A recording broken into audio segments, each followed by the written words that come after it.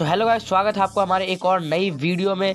तो आज आपने जिस चीज़ के बारे में आप ढूंढ रहे हो, जिस चीज़ के बारे में आपने सर्च किया है, उसी चीज़ के बारे में आपको मैं बताने वाला हूं और आप बिल्कुल सही वीडियो पे आए हो। उससे पहले वीडियो को लाइक कर दे एंड चैनल को सब्सक्राइब नहीं किया तो सब्सक्राइब करके बेल वाले आइकन को ऑल पे प्रेस करके ऑल पे सेट कर दे ताकि हमारी वीडियो का नोटिफिकेशन आपके पास सबसे पहले आए। तो इस वीडियो का टाइटल है कैसे पृथ्वी में महाद्वीप और महासागरों का जन्म हुआ और पृथ्वी का कैसे जन्म हुआ। तो आज मैं आपको इसी के बारे में बताने वाला हूं, तो वीडियो को अंत तक जरूर देखना और हो सके तो हमें एक कमेंट भी कर दे जिससे हमें पता चले कि किसको ये वीडियो अच्छी लगी और किसको नहीं लगी। तो ये बात है आज से लगभग 4.6 अरब वर्ष पहले की, जब पृथ्वी हमारी कुछ आग के गोले की तरह थी जिसमें सांस लेने का कोई भी सुविधा नहीं था और ना ही पेड़ थे। आज से लगभग 4.6 अरब वर्ष पूर्व एक उपग्रह पृथ्वी से आकर टकराया जिसे आज आप चंद्रमा के नाम से जानते हैं।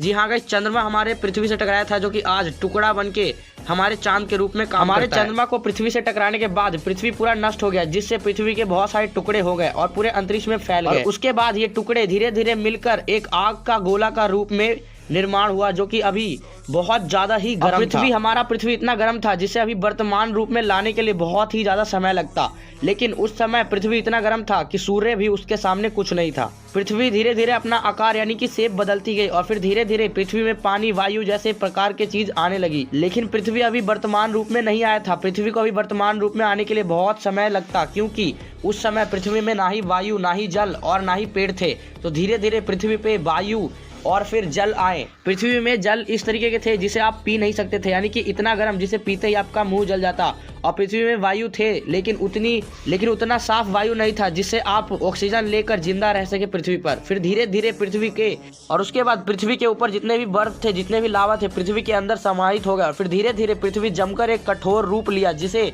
आप बर्फ के रूप में देख सकते हैं। पृथ्वी पर धीरे धीरे छोटे छोटे पृथ्वी के भाग के टुकड़े होने लगे और फिर पृथ्वी पर धरती और पानी का निर्माण हुआ। लेकिन अभी भी हमारी पृथ्वी इस वर्तमान शेप में नहीं आया था, क्योंकि अभी पेंजिया और पेंथलासा को बनना, पेंजिया और पेंथलासा का निर्माण होना बाकी था। फिर पृथ्वी में इतना बड़ा टकराव हुआ जिससे पृथ्वी में पेंजिया का निर्माण हुआ और उस समय पृथ्वी पर सिर्फ एक ही महाद्वीप था जिसे हम पेंजिया के नाम से जाना करते थे और फिर एक ही महासागर था जिसे हम पेंथलासा के नाम से जाना करते थे। लेकिन वर्तमान में बहुत सारे महाद्वीप और बहुत सारे महासागर आपने देखा होगा। पृथ्वी ने ये तीसरी बार रोटेट किया तो हमारे पृथ्वी में वर्तमान शेप का वर्तमान नक्शा बन गया और अब हमारा पृथ्वी वर्तमान नक्शे जैसा बन चुका था। लेकिन इसमें अभी बहुत सारी दरारें आ गई थी जो हमारे हिमालय पर्वत की ओर ले जा रही थी। उस समय भारत का एशिया से टकराव हुआ और इस टकराव में हमारे प्यारे से हिमालय पर्वत का निर्माण हुआ जो कि आज नेपाल में स्थित है। और धीरे धीरे पृथ्वी के और उसके बाद पृथ्वी के ऊपर जितने भी बर्फ थे, जितने भी लावा थे, पृथ्वी के अंदर समाहित हो गया। फिर धीरे धीरे पृथ्वी जमकर एक कठोर रूप लिया जिसे आप बर्फ के रूप में देख सकते हैं। पृथ्वी पर धीरे धीरे छोटे छोटे पृथ्वी के भाग के टुकड़े होने लगे और फिर पृथ्वी पर धरती और पानी का निर्माण हुआ।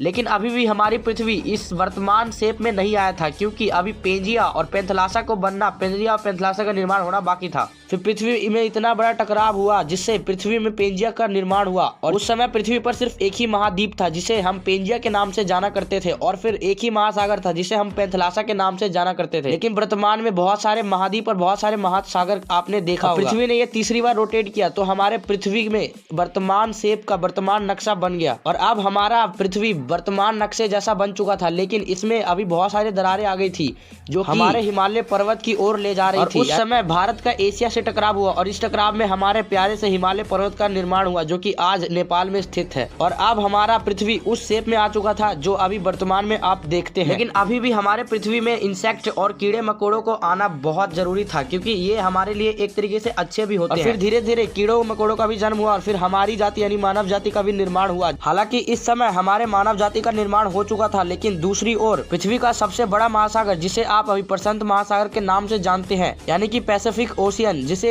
आप दुनिया का सबसे बड़ा महासागर मानते हैं, उनका भी निर्माण हो गया। और फिर प्रशांत महासागर के बाद ऐसे बहुत सारे कई महासागरों का निर्माण हुआ, जैसे हिंद महासागर, दक्षिण महासागर, अटलांटिक महासागर, आर्कटिक महासागर जैसे महासागर का भी निर्माण हुआ, जिसे इंग्लिश में बोले तो ओशियंस कहते हैं। तो ओशियंस का भी निर्माण हो गया था और फिर पानी में रहने वाले जीव जंतु का भी निर्माण हो गया और अब हमारी पृथ्वी वर्तमान पृथ्वी जैसी थी। तो वीडियो पसंद आया तो वीडियो को लाइक और चैनल को एक सब्सक्राइब कर दे। मिलते हैं नेक्स्ट वीडियो में और बने रहे यूएनसीसी के साथ।